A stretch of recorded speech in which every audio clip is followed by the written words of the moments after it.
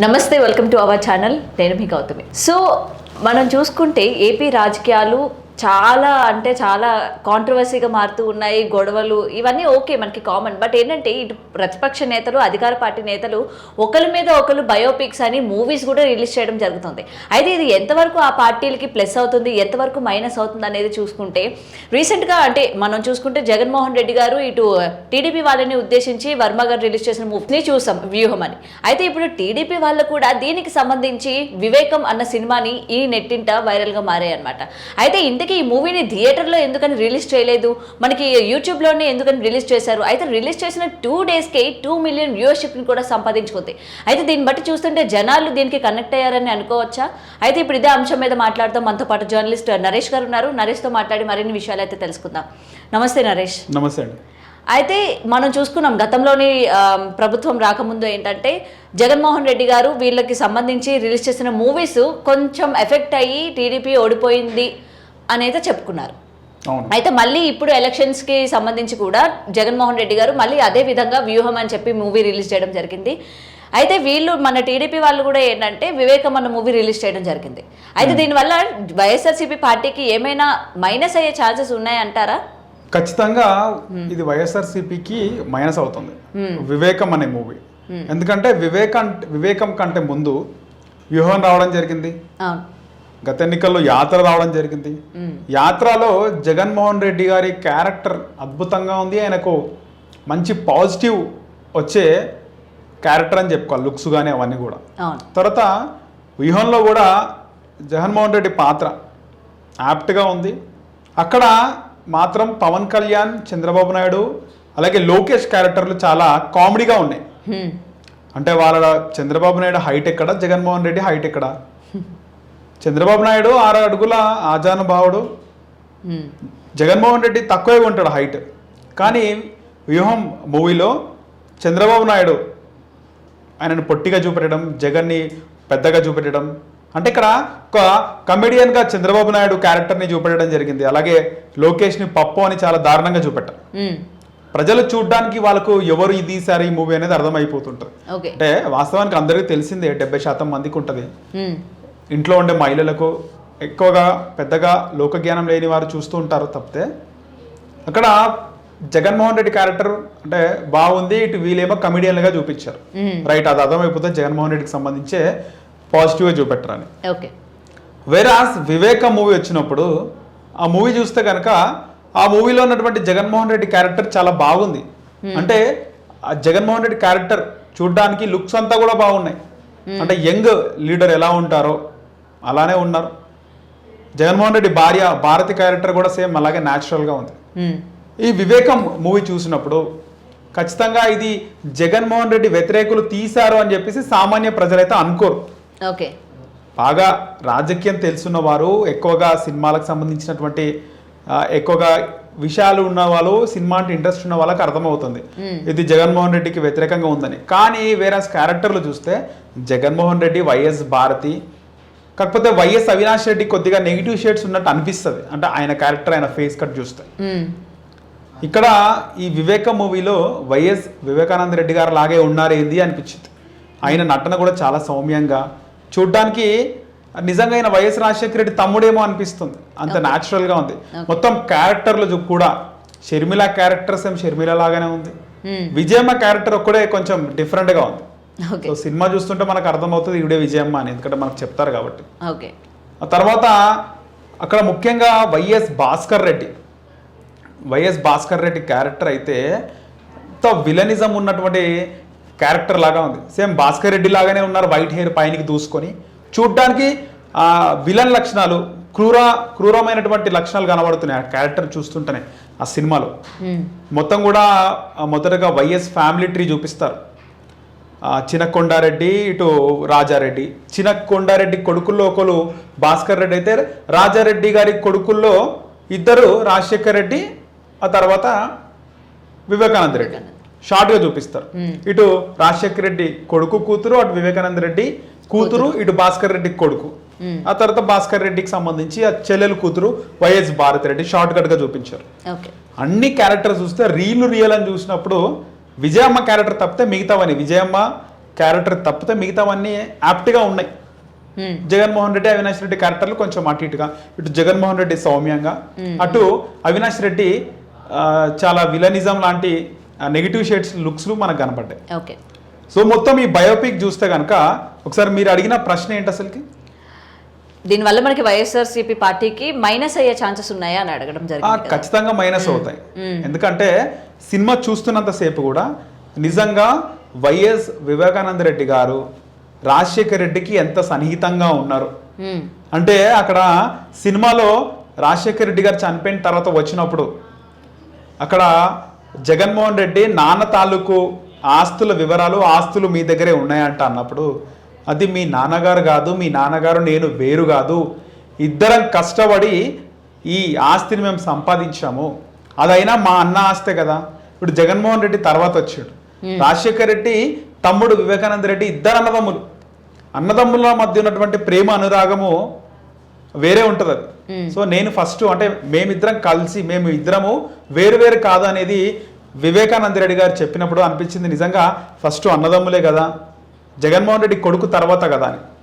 అన్న చనిపోయాడు, కొడుకు వచ్చే ఆస్తిని అడిగిండు, ఆస్తిని అడిగినప్పుడు నీ మొత్తం ఆస్తి కూడా నేను నీకు ఇచ్చేస్తాను, సందర్భం రాని అని చెప్పడం కూడా జరిగింది. అలాగే నేను ఒక కొత్త పార్టీ పెట్టబోతున్నాను అన్నప్పుడు, నువ్వు కొత్త పార్టీ పెడితే అది మనకు మంచిది కాదు, సోనియా గాంధీ అంటే పేరు ప్రస్తావించకపోయినప్పటికీ ఆమెకు వ్యతిరేకంగా వెళ్ళడం మంచిది కాదని చెప్పడం జరిగింది. అలాగే అవినాష్ రెడ్డి గురించి ప్రస్తావించడం, ఎందుకంటే ఇక్కడ కొండారెడ్డి, పెద్ద కొండారెడ్డి వేరు, రాజారెడ్డి వేరు. ఈయన వంశం వచ్చేసి పెద్ద కొండారెడ్డి కొడుకు భాస్కర్ రెడ్డి, రాజారెడ్డి వారసులు రాజశేఖర్ రెడ్డి, వివేకానంద రెడ్డి. ఇది కేవలం అంటే వివేకానంద రెడ్డి గారు ఏం చెప్తారు ఆ సినిమాలో, రాజారెడ్డి గారి వారసులం మనము, పులివెందులు అంటే రాజారెడ్డి వారసులే ఉండాలి, వేరే వాళ్ళ వారసులు ఉండకూడదు, అది నేను మా అన్న మీ నాయన రాజశేఖర్ రెడ్డి ఇద్దరిది మాదొక వ్యూహం అని చెప్పడం జరిగింది. అంటే ఇక్కడ పెళ్లి చేసుకుంది, ఇక్కడ జగన్మోహన్ రెడ్డి పెళ్లి చేసుకుంది కొండారెడ్డి, సాక్షాత్ కొండారెడ్డి మనవరాన్ని. కాకపోతే వారసత్వంగా, రాజకీయ వారసత్వంగా మనకి కడప పులివెందుల్లో ఉండాల్సింది రాజారెడ్డి వారసులు మాత్రమే అని ఘంటాపథంగా అక్కడ వివేకానంద రెడ్డి చెప్పడం జరిగింది. సో ఇవన్నీ ఆలోచించిన తర్వాత అక్కడ వివేకానంద రెడ్డి గారిని చంపిన తీరు నిజంగా ఈ విధంగానే చంపారా, రియలిస్టిక్ గా మనకి చూపించడం జరిగింది. ఆయన చూస్తే సేమ్ వివేకానంద రెడ్డి గారు లాగానే ఉన్నారు. ఆయన మాట్లాడుతున్న సౌమ్యంగా మాట్లాడటము, నిజంగా ఇదే కన్వర్జేషన్ రాజశేఖర్ రెడ్డి గారు చనిపోయిన తర్వాత ల్యాండ్ కోసం ఇదే కన్వర్జేషన్ జరిగిందా, ఆస్తుల కోసం ఇదే కన్వర్జేషన్ వీళ్ళిద్దరి మధ్య జరిగిందా? ఇక్కడ వివేకానంద రెడ్డి గారు మాట వినకపోతేనే అవినాష్ రెడ్డిని వివేకానంద రెడ్డి గారి పైన నిల్చోబెట్టారా, అంతకుముందు విజయమని అందుకే నిల్చోబెట్టారా? టార్గెట్ వివేకానంద రెడ్డేనా? పులివెందులలో మొత్తం కూడా వాళ్ళు చెప్పినట్టు నడవాలంటే వివేకానంద రెడ్డి గారిని చంపితేనే ఇదంతా జరుగుతుందా అన్న విధంగా సినిమాలో ఆయన చంపిన తీరు అంతా కూడా చూపించడం జరిగింది. Okay, right sir. ఇప్పుడు మనం ఇంకొకటి చూసుకుంటే ఇంత మంచి సినిమా అంటే జనాలకి విత్ ఇన్ 2 days లోని 2 million+ వ్యూస్ అంటే వచ్చినాయి అంటే జనాలు ఎంత కనెక్ట్ అయ్యారో అర్థమవుతుంది. అయితే ఇది ఎందుకని మనకి థియేటర్లో రిలీజ్ కాకుండా మనకి యూట్యూబ్లో రిలీజ్ చేయడానికి గల కారణాలు ఏంటంటారు? జగన్మోహన్ రెడ్డి గారు అడ్డుకుంటారా, లేకపోతే వైసీపీ నాయకులు సినిమా రిలీజ్ చేయకుండా ఆపుతారని భయపడ్డారా, లేకపోతే ఏంటై ఉంటుంది రీజన్? ఇక్కడ సినిమా తీసిన వాళ్ళు చూస్తే ప్రొడ్యూసర్, డైరెక్టర్ అంతా చూస్తే రెడ్డిలే ఉన్నారు ఎక్కువగా. వీళ్ళ ఉద్దేశం చూస్తే రాజశేఖర్ రెడ్డి గారిని కడప జిల్లా దేవుడు అని సంబోధించడం జరిగింది సినిమా స్టార్టింగ్ లో కూడా చూస్తే మనం. ఇక్కడ మొదటగా ఉంది రాజశేఖర్ రెడ్డి దేవుడు అని చెప్పేసి, అంటే ఆయనని ప్రేజ్ చేస్తున్నారు, ఆయనను అభిమానిస్తున్నారు, రాజశేఖర్ రెడ్డి ద గ్రేట్ అని చెప్తున్నారు. కానీ వాళ్ళు కించపరుస్తుంది ఎవరిని అంటే ఇక్కడ జగన్మోహన్ రెడ్డి పరిపాలన, జగన్మోహన్ రెడ్డి ఆయన వ్యక్తిత్వం ఎట్లా ఉంది, ఏ విధంగా చిన్న ఆయననే చంపించాడు అనేది వాళ్ళు అక్కడ ఎలివేట్ చేస్తున్నారు. అంటే వాళ్ళు వ్యతిరేకిస్తుంది, అపోజ్ చేస్తుంది జగన్మోహన్ రెడ్డిని. సో చేస్తూ సినిమా తీశారు, కానీ రాజశేఖర్ రెడ్డిని అభిమానిస్తూనే ఉన్నారు. ఇక్కడ ఇంకో విషయం మీరు అడిగింది, సినిమా రిలీజ్ చేస్తే జగన్మోహన్ రెడ్డి అడ్డుకుంటాడా అని. ఇక్కడ ముఖ్యంగా మేకర్స్ లక్ష్యం ఒకటే, సినిమా వల్ల డబ్బులు సంపాదించాలని కాదు.